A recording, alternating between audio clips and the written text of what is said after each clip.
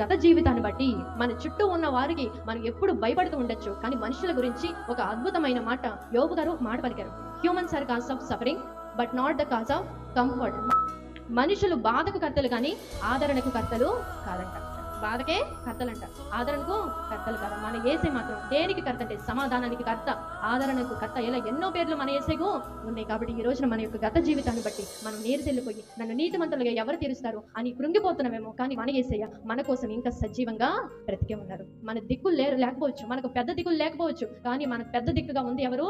మన యేసయ్య. మనల్ని ఆశీర్వదించేది, మనల్ని దీవించేది, మనల్ని ప్రార్థన పరులుగా చేసేది ఎవరు? మన యేసయ్య. కాబట్టి దానికి మనం ఏం చేయాలంటే, దేవుడు ఆ విధంగా ఆశీర్వదించాలంటే, దేవుడు మనల్ని ఆ విధంగా మనం దీవించాలంటే, దేవుడు మనల్ని పరిపూర్ణంగా మనం మార్చాలంటే ఏం చేయాలంటే, మనం నమ్మకంగా విశ్వాసం కలిగి మనం ఏం చేయాలి? ప్రార్థన చేస్తే జరగని కార్యం లేదు, ప్రార్థన చేస్తే వనకని మనిషి లేడు, ప్రార్థన చేస్తే కదలని సమస్య లేదు. కాబట్టి మనం ఏం చేయాలంటే, నీతిమంతులుగా తీర్చేది ఎవరని ఈ రోజు ఆలోచిస్తున్నామేమో. నీతిమంతులుగా బ్రతుకుతుంటే సమాజంలో మంచి పేరు ఉండట్లేదు, నా యొక్క సమస్యలు పోవట్లేదు, నా యొక్క స్థితులు మారట్లేదు అని నువ్వు అనుకోవచ్చు. నీతిగా బ్రతికేది మనుషుల కోసమా, దేవుని కోసమా?